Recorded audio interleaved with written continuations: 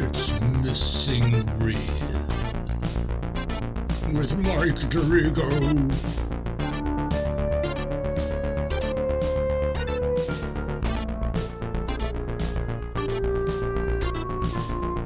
I will allow the poor fool to record his podcast, but that is as far as my generosity will go. Further than yours, I suppose. I am the Overlord. Okay, welcome back. It's you-know-what again, Missing Real, and somehow I have persuaded very reluctant guest star to return after being away for quite a while. We have with us today in the studio Professor Dave Chan, my good friend. Welcome back to the show, Dave. Thanks, Mike. Thanks for inviting me again and again. Yeah, well, I mean, you're just like pushing the ratings through the roof. I gotta have you back as often as possible. It's sweeps week. It is sweeps week, yeah. Somebody better just sweep this one under the rug if they can. They know what's good for them. Right. Well, once more, we've picked another gem of a cinematic treasure to talk about. Wouldn't you agree? Yes. Yeah, now how did I get you to watch our movie of the day, 1983's YOR, The Hunter from the Future? Now, I'm not saying that you are the hunter from the future, but the guy's name is YOR, Y-O-R. YOR, which is going to be a basis for a lot of confusion today, but we'll try to get through all that. And you are a professor, so I'm sure it's no big challenge for you.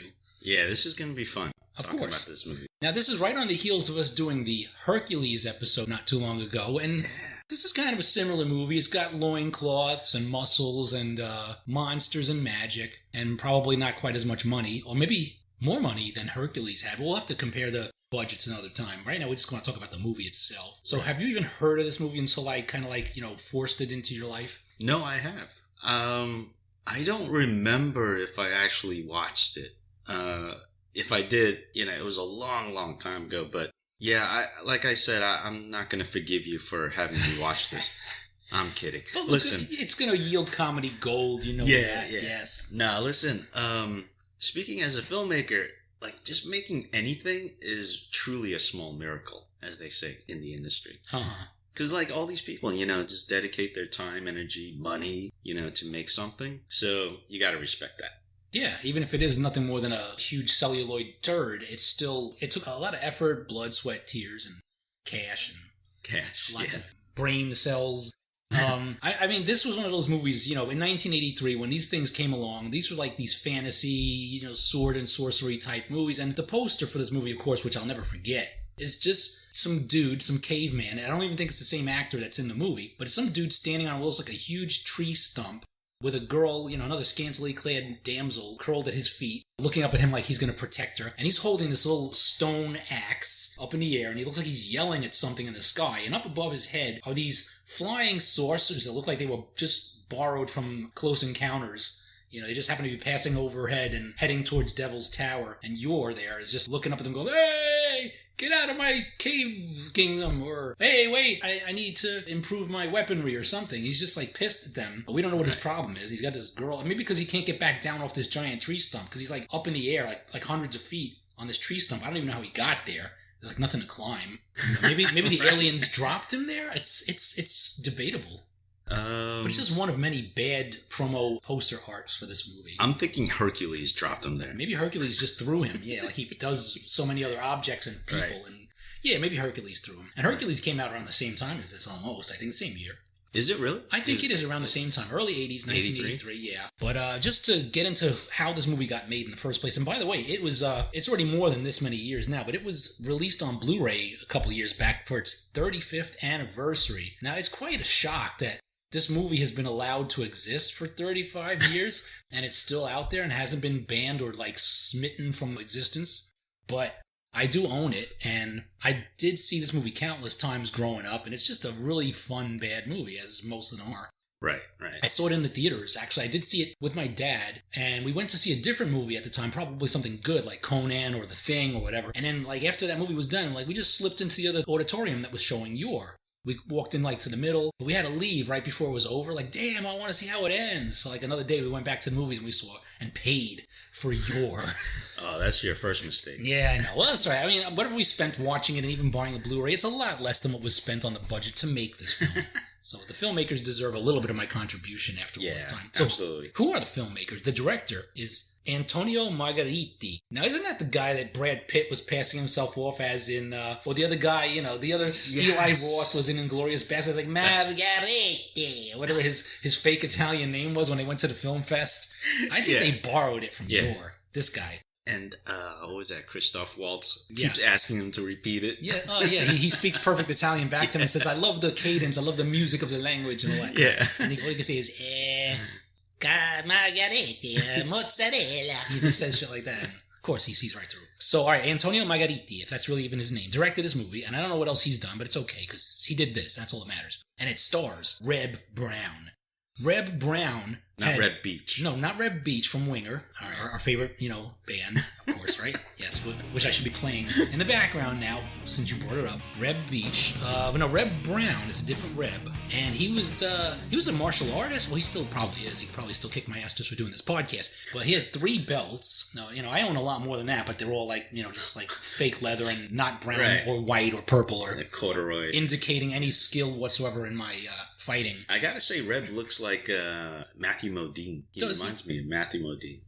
I'm sure Matthew Modine is very upset that he didn't get this part. He's upset at me for saying that. Yeah, but he got into Stranger Things, didn't he?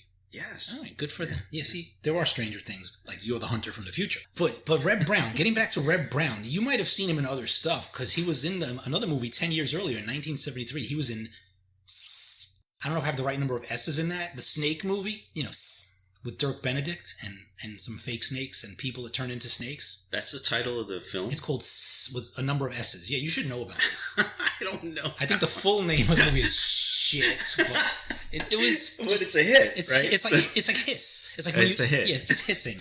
It's like 5 or 6 S's with an exclamation point at the end of it. I don't know. Look it up on IMDb because I don't want to get this wrong, how many S's are in there. But that's the movie he was in. And he was also Captain America in 1979. But that was only on the TV.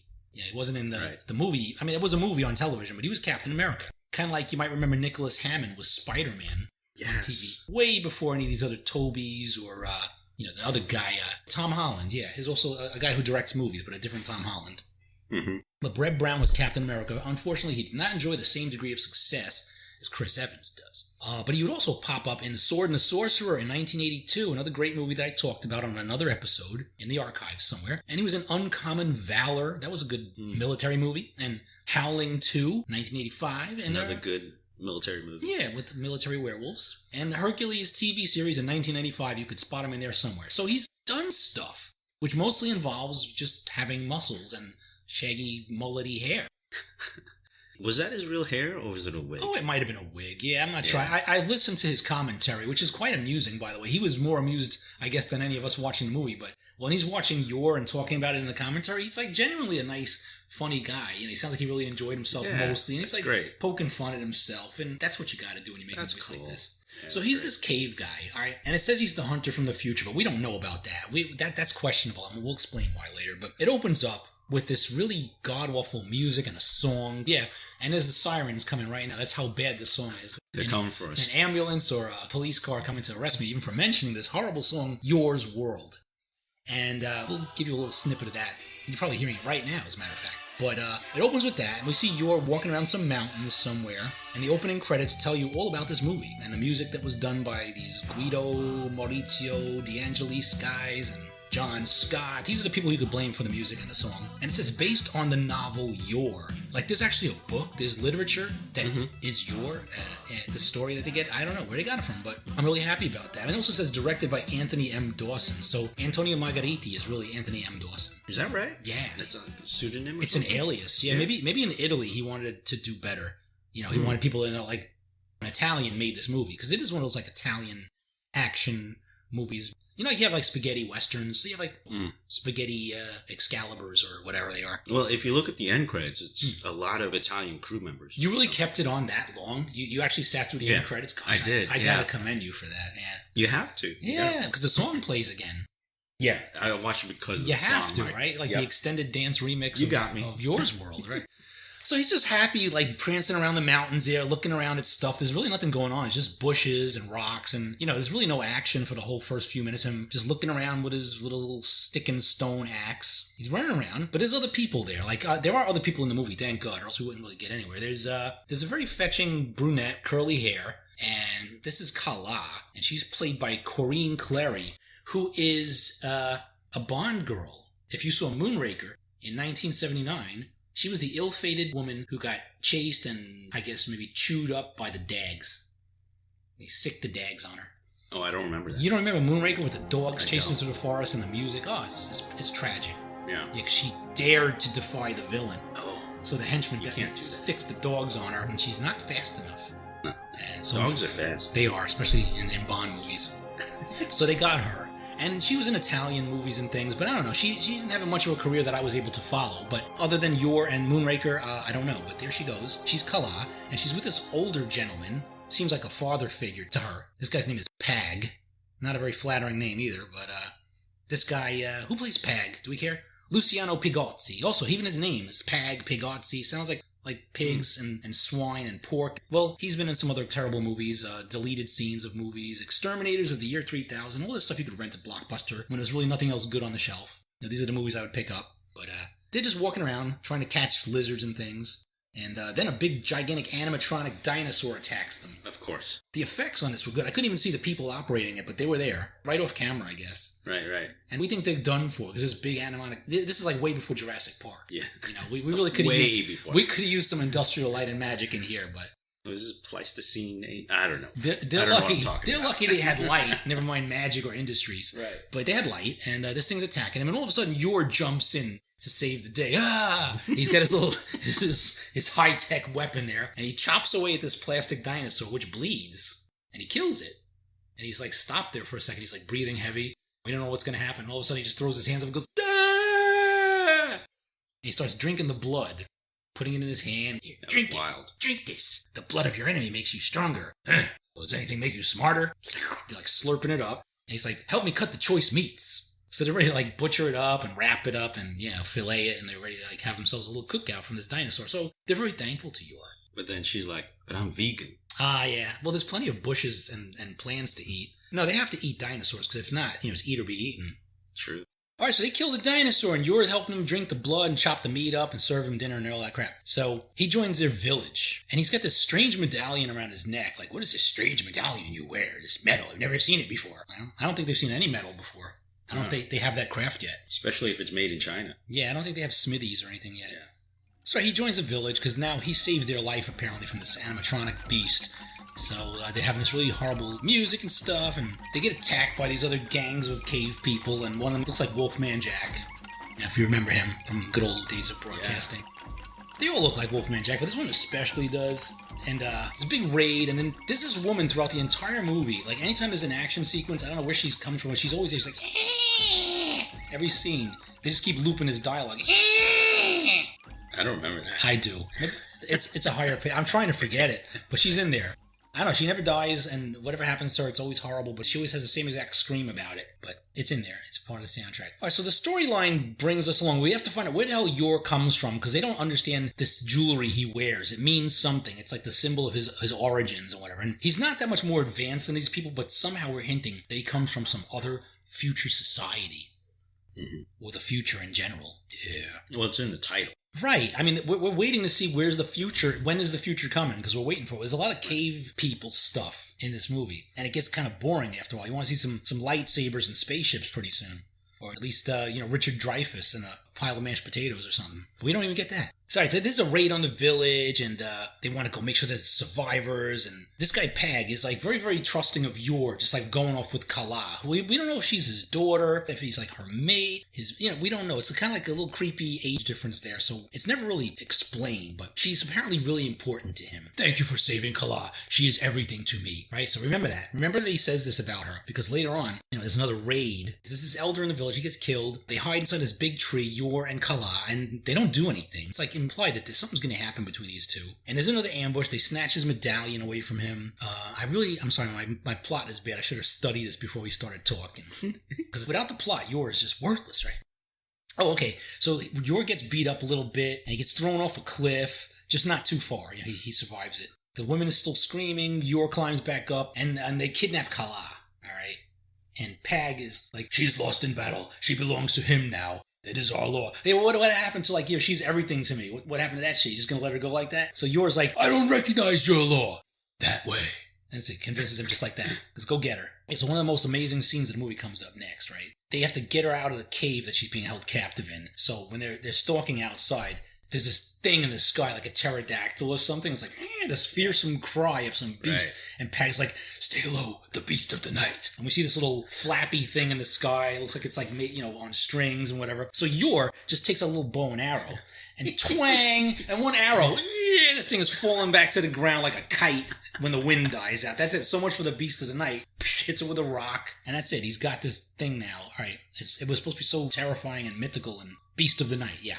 But also extremely coincidental that it just happens to be there. Yeah. When they need it. No, yeah. Okay. And we're gonna take out the trash now, apparently.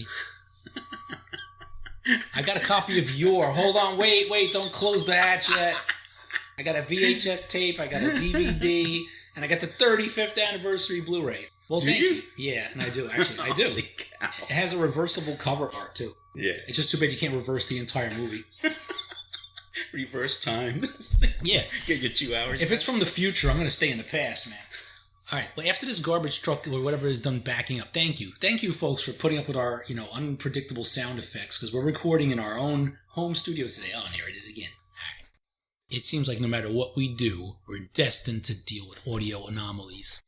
But it's okay, We're professionals. We can handle it. We can overcome this shit. That's it. What were we talking about again? Oh, yeah, Yor, Hunter from the Future. And the Beast of the Night. Okay, so not only does he clobber and kill this papier-mâché beast thing, whatever that came from the sky, or a cable, he then uses it as a hang glider to fly into the cave and rescue Kala. And while he's doing that, hanging off this thing, you hear the YOR song going, Yor's world, he's the man. And he's flying, and he kicks the guy, the Wolfman Jack guy. He drops his kite, and he gets Kala out. It's awesome, right? I mean, it's pretty epic. When you sit down from dancing to the song, then you get back in your seat, and you're like, okay, this is great. Now, they get out of the cave, rescues her. I don't know, I love that scene. It's stupid. But, like, whenever you need some excitement, the theme song pipes up for you to just get your adrenaline flowing. They escape. They drop this bridge so the cave people can't cross the bridge and follow them. But they have an extra bridge, so they put it in place. They keep chasing them. Yor floods the cave, uses his little rock hammer and knocks a few rocks away that he knows there's a river behind them or something. And they flood the cave, and all those bad cave people drown. And there's still a few left. They all look the same. I'm sure that it's the same actors, just playing a different tribe to come attack them later. Okay, so they ask Yor, they go, Yor, why are you so different from other men? Maybe because he shaves, I'm not really sure. He's got a blonde mullet and no beard. He's clean. He appears to be clean, Yeah. I don't really know how he manscapes or whatever he does, but he's different from other men. Kisses Kala, but he's going to seek this desert woman that apparently has the secret to his existence or whatever. This girl, Roa, played by an actress who's done nothing else, so I don't even have to really talk about her. But she's this other kind of pretty woman, and when they meet her, Kala is instantly jealous because she's got a really long-term relationship going on with Yor. All those plastic dinosaurs that he rescued her from in the 2 days they spent together, means a lot to her, I guess. Right. So now she's jealous, but this Roa here, the first thing she wants to do is sacrifice Yor, because, you can't trespass into a little cave, it's sacred ground, and anybody who trespasses has to be sacrificed. So they get this fire sword, and all these guys are trying to kill Yor, but he's not having any of it. He fights them, everything starts caving in, some stalactite falls and clonks Roa in the head. It's all kinds of shit goes wrong, and all he was trying to do is Ancestry.com or whatever, our equivalent of that back then in his future pastime. Alright, so he throws this fire sword at this guy that won't get out of his way. So he just flings it at him, and he burns, and he gets out of the way. As one would. But he had the flaming sword, right? Yeah. I mean, there's fire, there's ice, there's all kinds of cool things. Pat Benatar's playing in the background. It's excellent, That was a Pat Benatar song? Fire and Ice, yeah. Come on, Dave. You're from the 80s, too. Man. You know this. Yeah. The only YOR I was able to watch was on riff tracks. So, yeah, so it was commentary throughout, so I didn't get all the dialogue of the music. No, you can't. You have to go back now. Go back to the past and learn what he talks. All right, so I'm telling you everything now, and it's almost like the first time you're learning it. No, I followed. Okay, because Riff Tracks explained it pretty well while they were riffing on it. Mm-hmm. Okay. Yeah, but I mean, I was totally able to follow. I guess so. The story. Maybe there were subtitles. Yeah. You cheated, but it's okay. Because any way you watch YOR, I still have to feel sympathy for you. So right. Riff tracks or this. Yeah. All right. Well, thank you. If anything was unclear though, that those guys didn't cover properly, just let me know and I'll lay it out for you perfectly. Okay, thanks, Mike. I will. Okay. So, all right, YOR throws a sword. Kala's jealous. They're rafting, but now they're all together, right? There's a whole pack of them. They take Roa with them, even though she's, questionable. She's not going to make it very far, unfortunately, because the cave guys and Wolfman Jack are still following along. Because Wolfman Jack really wants to play that YOR song on the radio. And, he doesn't have the rights to it yet. There's waterfalls. The two women start fighting over YOR. And then that Wolfman dude, Hukan, or whatever his name is, comes along. He's all menacing. And he's like the big baddie in the cave world. And, Roa gets really hurt now. Somebody clubs her in the head. This is like the fatal blow to her. And after the big fight is over, and YOR takes care of him. Get him, no! Then YOR kicks this guy's ass and drops him in the river. So Roa is dying. But as she goes, she's recalling, our people come from this beautiful island and blah, blah, blah, blah. It's she can't really remember. It's a little fuzzy. All right, hit her again. Maybe it'll come back to her. Yeah, it's a concussion. So she dies. She goes here, take this necklace and give it to Kala. So Kala's all sympathetic now. It's okay, finally the competition's out of the way. All right, she can feel bad for her for a moment. And I think they bury her. And YOR gets a bigger axe. He finds a bigger rock to tie to a stick. You remember that? Was that in the... I don't remember him getting a bigger axe, though. But I do remember the makeshift tombstone was the Spinal Tap. Oh, Stonehenge. Stonehenge. Yes, yeah. I think it right. was. Yeah. I'm pretty sure that was used in both movies. Yeah. And Spinal Tap was insanely jealous of YOR's rock constructions. Right. That's what I should have put on the bloody napkin. Yeah. YOR's Stonehenge is way better because they had more stones. Right. Everything was stone there. Yeah, they had more henge until he got to the future. Anyways, then there was no stones. We're gonna get to the future pretty soon because this is the good part of the movie that we've all been waiting for. They've reached the ocean, all right, and maybe Kala's never seen the ocean before because she's starting to scoop water, and YOR's like, the water's salty, don't drink it. Stick to dino blood. It's better for you. More vitamins. So YOR knows a lot. He's been around. He knows about salt water. Yeah. Fish maybe.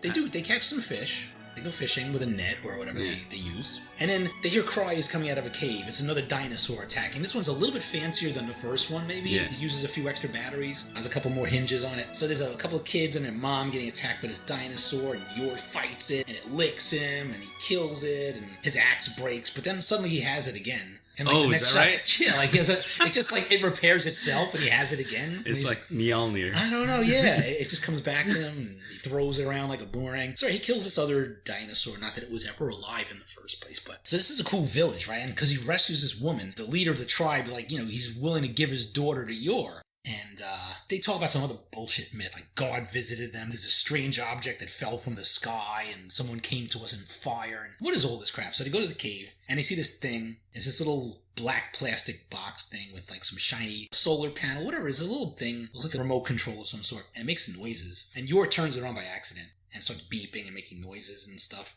So Peg goes to look for the weapons from the dinosaur cave, and then all of a sudden this lasers start shooting out of the box and blowing up this whole village. And there's that scream again. That lady must have followed them from the other caves to this village because I hear her screaming again. Well, everything's burning down. And this box is going Eagle to M1, some shit like that.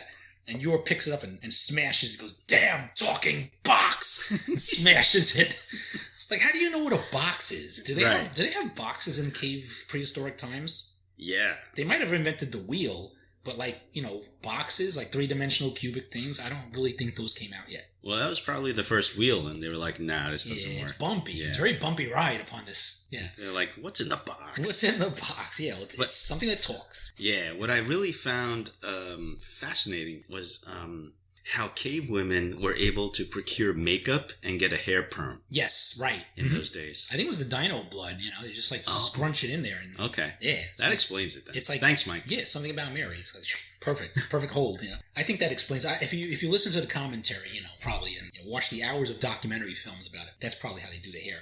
Alright, so the village burns down, but YOR still gets this big straw boat as a souvenir that didn't burn. It's like this big boat that they built to go sailing around, but there's all these storms and no one ever comes back, so maybe boats are not useful to this village. But YOR gets the boat, and the daughter there, she's all happy, sending him off, and it's I guess you're not so sad anymore. Your father and the whole village just got killed by a laser blast from a cell phone or something. But anyway, she's happy. They're all waving goodbye to YOR. Go find your island. I hope you find your people, and blah, blah, blah. So there's a big storm, of course, and they don't know how to weather it, and like they all get washed off the boat, and YOR's ashore. He lands on an island. They get separated. So this is where all the cool shit starts to happen now, right? Now we see somebody's watching YOR through a crystal ball. Yeah. And there's these sound effects going, and we see this dude in a hood, looks like the Emperor. And this is like where all the Star Wars ripoffs start coming in. Yeah, he's talking to all these like black stormtrooper guys, and the backs of the helmet looks just like Vader. And as I was watching this movie in the theater, everyone in the theater started going like, Luke, I am your father. And we're like snickering at this movie. And yeah, we don't want to take it too seriously at this point, but like this is supposed to be the future, I guess. Luke, I'm yours father. I am yours father, right? Not my father. But he goes to this island, and he's walking around the island, and he gets zapped by these black stormtrooper guys. And he falls down very convincingly, like he gets stunned and he falls down. So the Overlord, that's this guy, the Overlord, because Emperor was already taken. So he's the Overlord, and he's this guy with a beard and a hood. And who is this guy? He's not much of an actor, I guess, but he's an over-actor. I got his name here because he's important. John Steiner. He must be important, but he passed away this year. Sorry to say we won't be seeing any more YOR sequels with him, but he was in Caligula and a Dario Argento movie, Tenebrae. And he was in Julia and Julia in 1987. Oh, that's cool. So he's done other movies that matter. Yeah. So being the Overlord in YOR, even though I would think that's like his best role ever, he just gets to talk to himself a lot, or whatever these robot guys, if they're actually listening to him. He has reached the outer limit of my territory. I will allow the poor fool to learn the secret of his existence, but that is as far as my generosity will go. No, I don't want to kill him, not yet. He's perfect for what I have in mind. So these are his great lines that he says. I really thought he was cool, chewing up that scenery. So, all right, they get YOR inside. He's on his operating table, and they're analyzing him. And, they see a video of him when he was a kid, this little, scrappy little blonde-haired kid. And the woman there tells him, we have you on record. Your name is Galahad. Even though, we call you YOR. But we found out your last name, too. An idiot.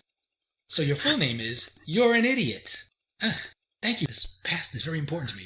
So YOR slips out for a while, and the Overlord likes to teleport around. He just disappears or reappears in different places and stuff. I don't know how he does that, but he does. So they find the Force. He may use the dark side of the Force, because I'm sure that's here. So the whole thing is, this is not the future. It's just an island with a little bit more technology and robots. So YOR is really not from the future. These people were here all along.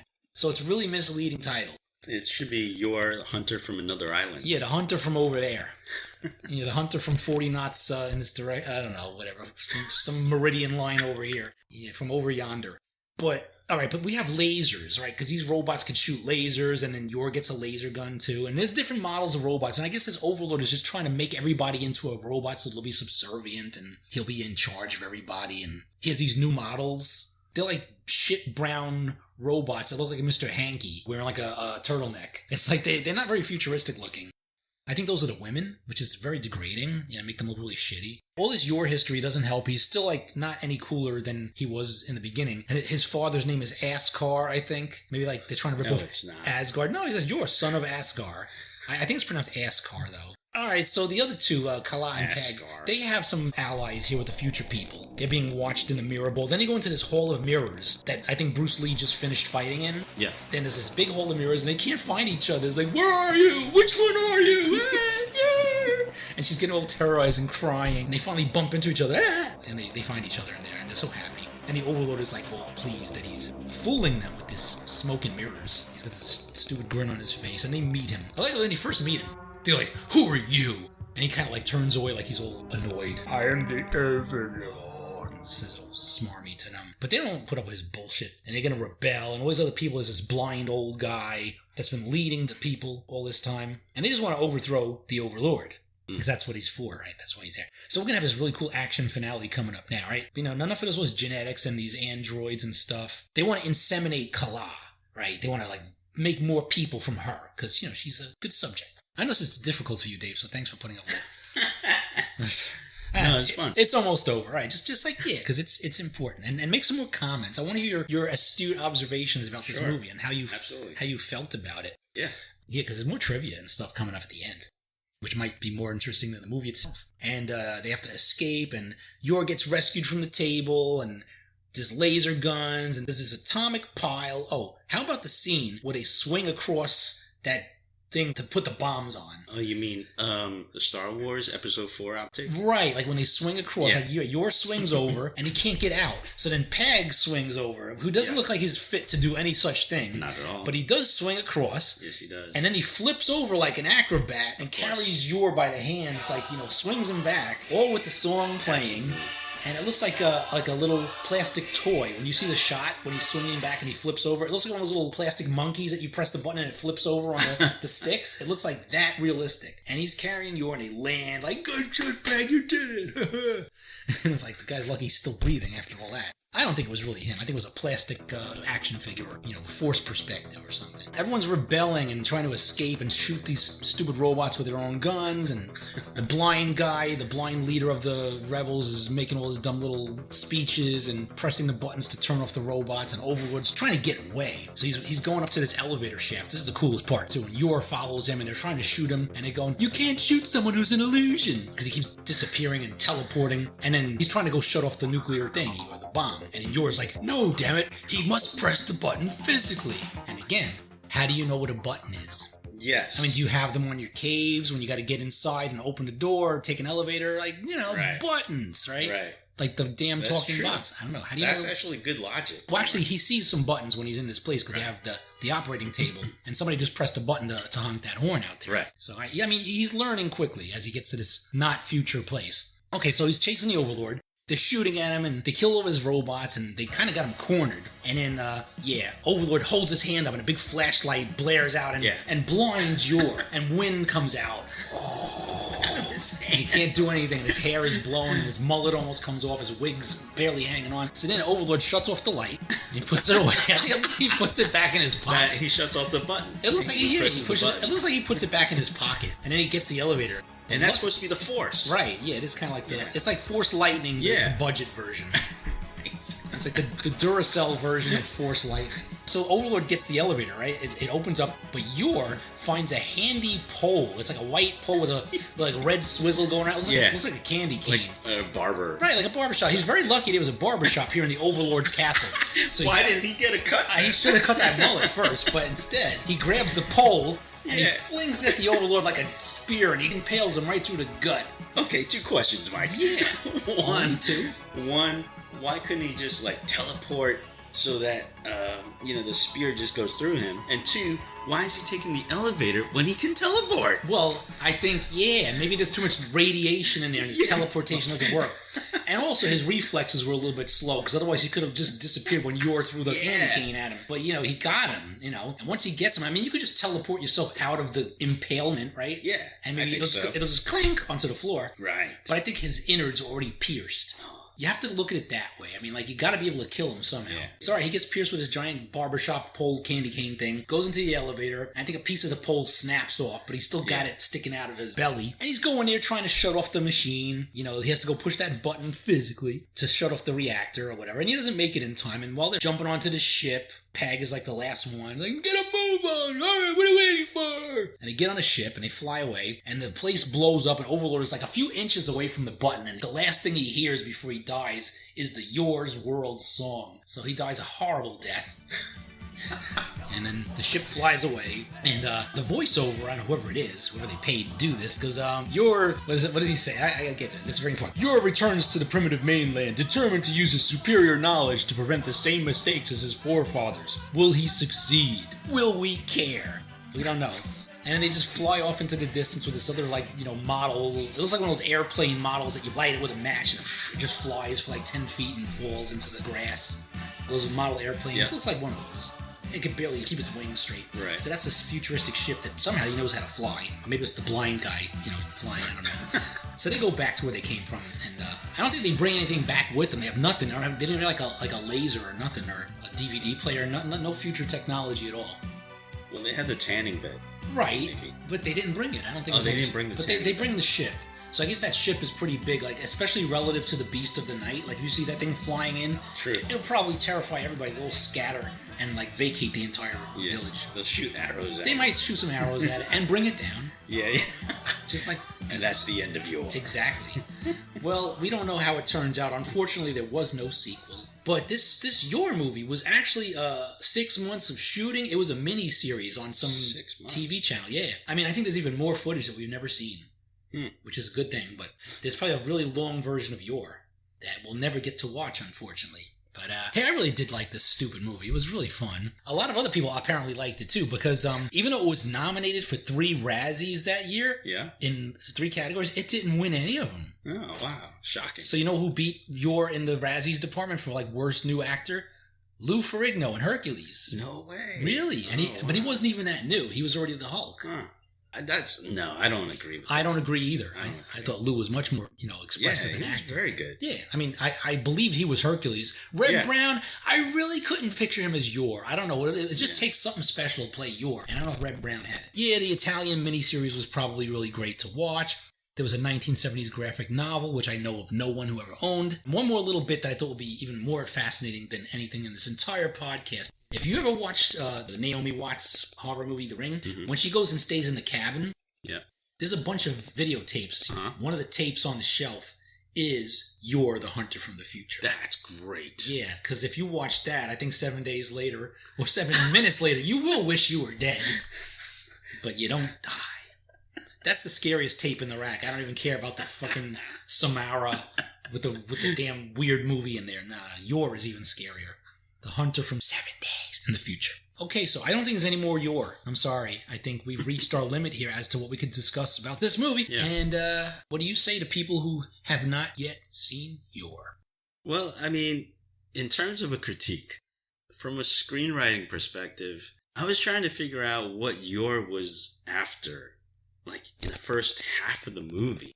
Because he's just stumbling along, getting into all sorts of adventures and stuff. Yep. But we normally would want some goal for our protagonist, for our lead character, and then some antagonists. Well, he wants to get his necklace appraised, I think, because he doesn't know anybody else who has one like it.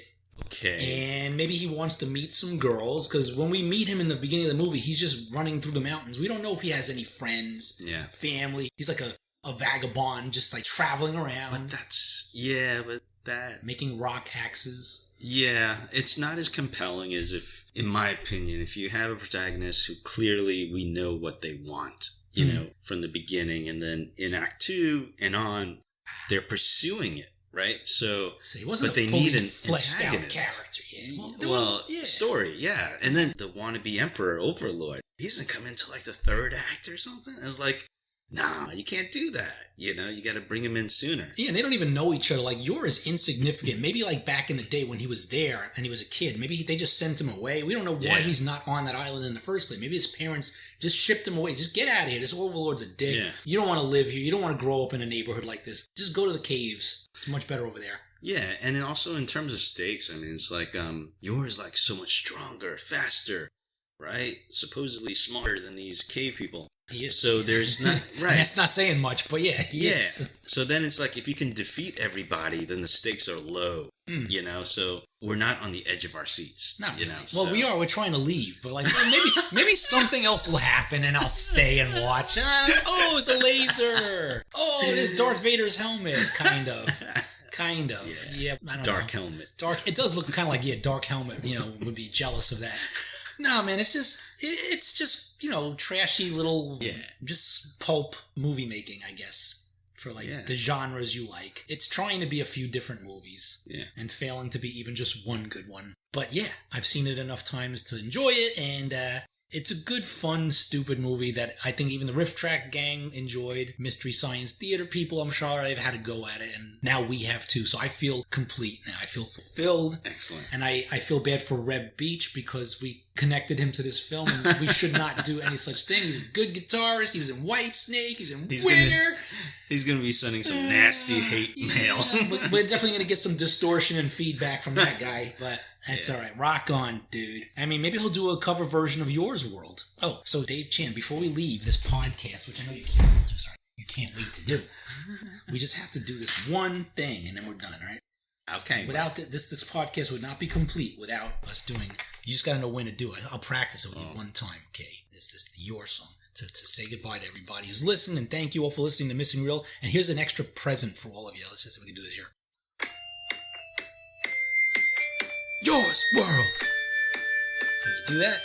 Yeah. We're all together now. Now you guys can sing along. All right, all together now. Here we go. One more time. Yours world. That's right. And Missing Real.